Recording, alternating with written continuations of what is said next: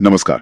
आज हम बात कर रहे हैं कर्मचारी चयन आयोग यानी एसएससी की हालिया परीक्षाओं में जो उथल पुथल हुई है, खासकर सिलेक्शन पोस्ट फेज 13 को लेकर। ये सिर्फ कुछ परीक्षाओं के रद्द होने की कहानी नहीं है।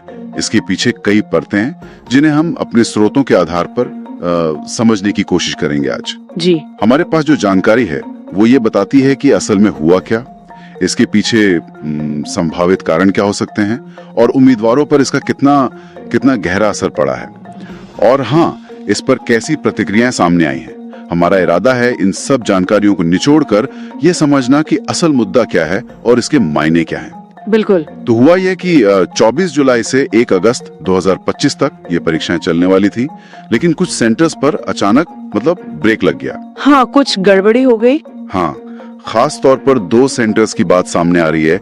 एक तो पवन गंगा एजुकेशनल सेंटर 2, जहां 24 से 26 जुलाई की सारी ही परीक्षाएं प्रशासनिक कारणों से रद्द कर दी और अब कह रहे हैं 28 जुलाई से होंगी। और दूसरा हुबली का एजुकेसा इंटरनेशनल, वहां भी 24 जुलाई की पहली ही शिफ्ट सुबह वाली वो तकनीकी गड़बड़ी की भेंट चढ़ रही। और ये जो तकनीकी और प्रशासनिक कारण बताए जा रहे हैं, हाँ, इनके पीछे एक बड़ा पहलू है जिसका जिक्र जरूरी है। मुझे लगता है एसएससी ने हाल ही में परीक्षा कराने वाली कंपनी बदली थी। सालों से जो टीसीएस काम कर रही थी, उनकी जगह एडुक्विटी करियर टेक्नोलॉजीज को ये जिम्मेदारी दी गई। अच्छा, तो ये वेंडर बदलने का मामला है। क्या ये आम बात है कि ऐसी तब्दीली के बाद शुरू में दिक्कतें आती हैं, या ये कुछ ज्यादा ही हो गया? देखिए, ये कोई मामूली बदलाव तो है नहीं। जब कोई नई एजेंसी इतने बड़े पैमाने पर परीक्षा का जिम्मा लेती है तो पुराने सिस्टम की बारीकियों को समझना और अपने सॉफ्टवेयर को पूरी तरह से स्थिर करने में वक्त तो लगता है। और उम्मीदवारों ने भी शिकायत की कि नया इंटरफेस न सिर्फ अपरिचित था बल्कि भरोसेमंद भी नहीं लगा, तो इससे दिक्कतें और बढ़ी। दुर्भाग्य से इस तरह की शुरुआती तकनीकी समस्याएं हो सकती हैं, बिल्कुल। लेकिन हाँ, एसएससी जैसी बड़ी संस्था से बेहतर योजना और तैयारी की उम्मीद तो की ही जाती है। बिल्कुल। और इसका खामियाजा भुगतना पड़ा बेचारे उम्मीदवारों को। आप सोचिए, कई लोग 400-500 किलोमीटर दूर से आए होंगे, शायद रात भर सफर करके, और सेंटर पहुंचकर पता चलता है कि भाई परीक्षा रद्द, वो भी बिना किसी पहले से कोई सूचना नहीं। गुस्सा तो आएगा ही ना। जाहिर सी बात है। ट्विटर जैसे प्लेटफॉर्म्स पर #SSC वेंडर फेलियर और #SSC एग्जाम फेलियर जैसे हैशटैग एकदम से ट्रेंड करने लगे।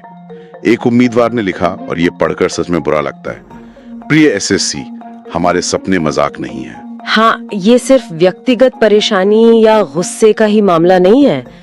जब हम इसे बड़ी तस्वीर में देखते हैं तो ऐसी घटनाएं पूरी भर्ती प्रक्रिया पर से उम्मीदवारों का भरोसा कम कर देती हैं। अब ये मांग भी उठ रही है कि एसएससी बाहरी वेंडरों पर निर्भरता कम करे और अपना खुद का एक मजबूत सिस्टम बनाए। ये जो बार बार होने वाली दिक्कतें हैं, ये उम्मीदवारों पर सिर्फ पैसे का बोझ नहीं डालती, बल्कि भावनात्मक रूप से भी तोड़ देती हैं। सही कहा। जाहिर है, इतने बड़े पैमाने पर जब गड़बड़ी हुई है तो राजनीतिक गलियारों में भी हलचल तो हुई होगी। हाँ, बिल्कुल। राहुल गांधी ने एक्स पर एक पोस्ट करके इन रद्दीकरणों की आलोचना की। उन्होंने इसे पिछले 1 दशक में जो भर्ती प्रक्रियाओं में कथित कुप्रबंधन है उससे जोड़ा और दावा किया कि अकेले 2025 में ही पेपर लीक, परीक्षा रद्द होने और धांधली से 85 लाख से ज्यादा छात्र प्रभावित हुए हैं। उन्होंने इसे मौजूदा सरकार के तहत एक सड़ी हुई व्यवस्था का लक्षण बताया। यहाँ ये साफ करना जरूरी है कि हम केवल उनके बयान की जानकारी दे रहे हैं, इसका समर्थन या विरोध नहीं कर रहे हैं। ये बस रिपोर्टिंग है। बिल्कुल, ये स्पष्ट करना जरूरी है।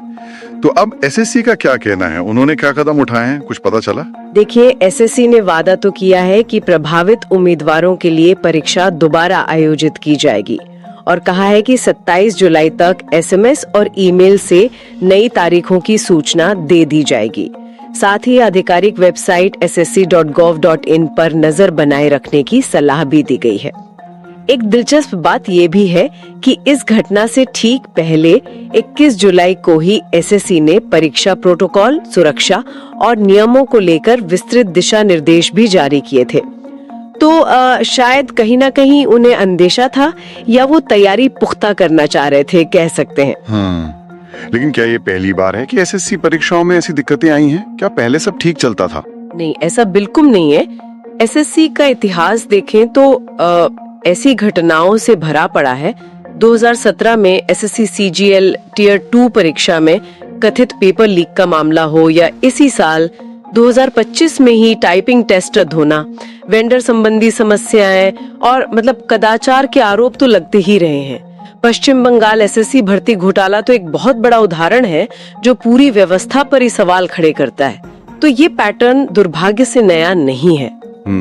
तो कुल मिलाकर अगर हम समेटें तो एसएससी सिलेक्शन पोस्ट फेज 13 परीक्षा कुछ केंद्रों पर तकनीकी और प्रशासनिक खामियों की वजह से रद्द हुई। इससे उम्मीदवारों में भारी गुस्सा और निराशा है।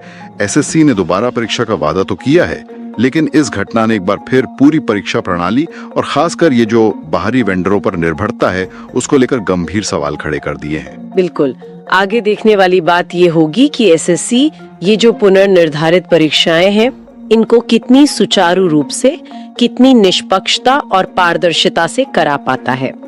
लेकिन यहाँ एक बड़ा सवाल सोचने के लिए है जो सिर्फ इस घटना से कहीं आगे जाता है।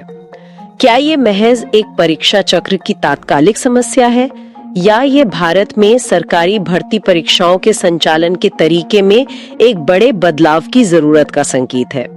ये मुद्दा सिर्फ इस एक परीक्षा तक सीमित नहीं है। इसका असर मुझे लगता है कहीं ज्यादा गहरा हो सकता है। इस पर सोचने के लिए बहुत कुछ है।